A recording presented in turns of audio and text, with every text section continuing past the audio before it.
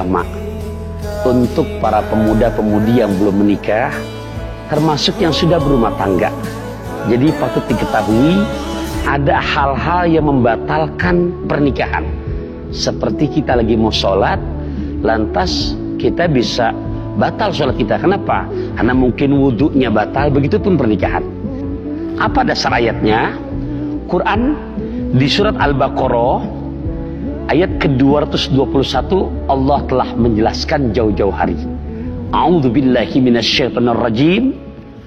Wala tankihul musyrikati hatta yu'min. Hai, untuk laki-laki yang muslim, janganlah kamu menikahi perempuan yang beda agama dengan kamu, kecuali kamu bisa mengajak dia berpindah agama seperti kamu, itu menjadi muslimah. Sungguh Allah memberikan gambaran, ada budak perempuan yang hitam, yang jelek, tapi dia beriman kepada Allah, itu lebih bagus ketimbang yang beda akidah. Allah memberikan gambaran budak loh. Jadi kalau budak itu bahasanya sederhana, mangga golek di dalam bis, jelek abis. Begitupun sebaliknya, janganlah kamu hai perempuan-perempuan yang beriman menikah dengan laki-laki yang beda agama dengan kamu. Sekalipun secara pandangan mata, makan sekutan di dalam bis, ganteng abis. Allah memberikan gambaran, sungguh ada budak yang jelek, laki-laki beriman di hadapan Allah itu lebih baik ketimbang laki-laki yang tidak beriman. Allah menjelaskan seperti ini bukan tidak punya maksud.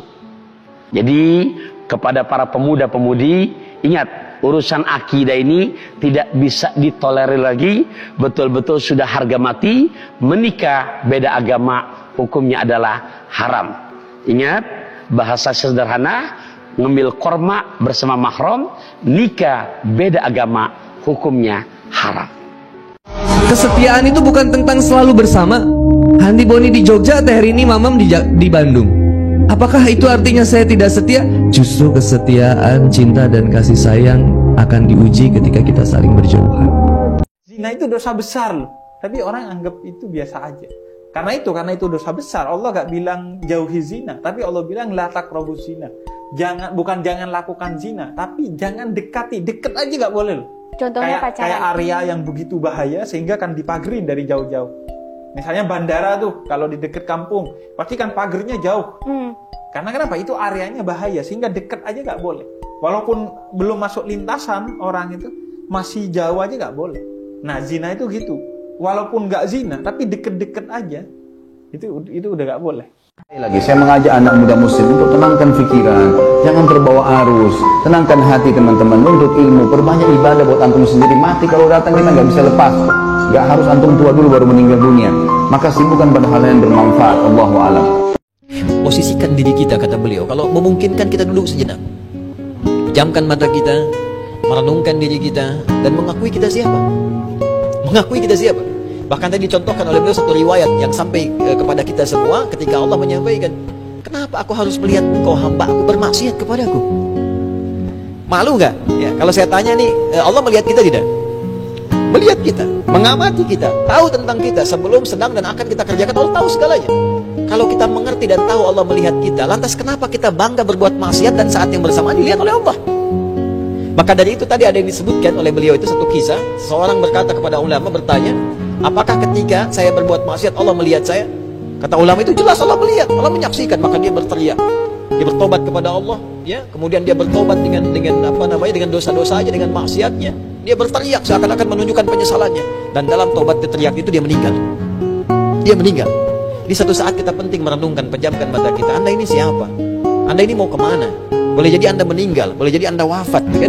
Apa mau seperti ini hidupnya? Anda terlahir dengan bersih, apakah mau pulang dalam keadaan kotor? Ada satu tahap dalam episode kehidupan kita, kata beliau tadi, yang harus menjadikan diri kita berkontemplasi, merenung dengan kuat, dan menyatakan pada diri kita, kita berada di hadapan Allah. Kita hamba Allah. Allah Tuhan kita. Allah menentukan kita. Allah yang mewafatkan kita. Karena itu banyak-banyak riwayat disebutkan, doa-doa yang menjadikan kita termotivasi untuk bertobat. Termasuk dalam sholat malam. Termasuk dalam pembuka sholat, doa iftitah itu. Ini kisah nyata, dan saya pernah bertemu keluarga ini. Dan saya sangat menyayangi keluarga ini. Tinggal di daerah, sekarang jadi petani. Tadinya guru, Bu. Punya anak di kampus. Anaknya memutuskan untuk berhenti kuliah. Untuk berbakti pada ibunya.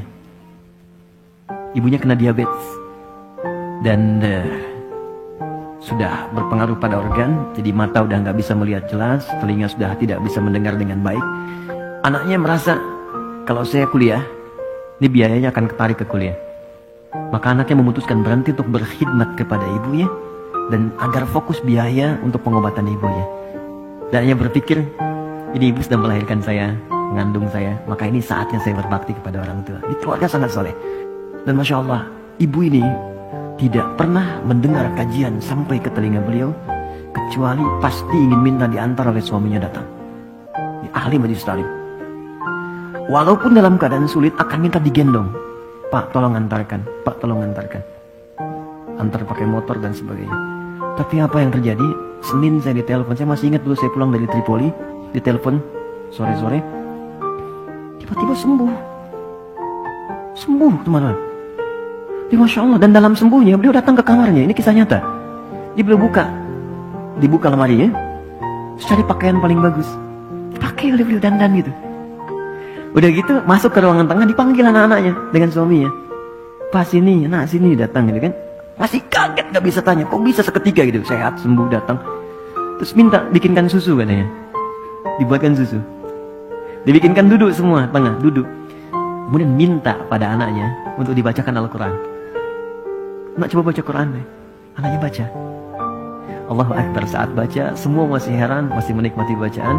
Tiba-tiba tangan yang menggenggam anak dan suami itu menjadi kaku. Ternyata saat dibacakan Quran itu, beliau sudah pulang menghadap kepada Allah Subhanahu wa Ta'ala. Wafat dengan dibuatkan minuman air susu oleh anak yang pernah disusuinya. Dan wafat diantarkan dengan bacaan Al-Quran pada anak yang pernah dididiknya. Dan wafat dalam keadaan mengenakan pakaian terbaiknya yang paling halal yang ia miliki untuk menghadap Allah Subhanahu wa Ta'ala. Karena itu Allah katakan, kamu kenakan pakaian paling bagus ketika berjumpa denganku. Karena itu mungkin saat terakhir kau hidup di dunia menjadi hamba dariku.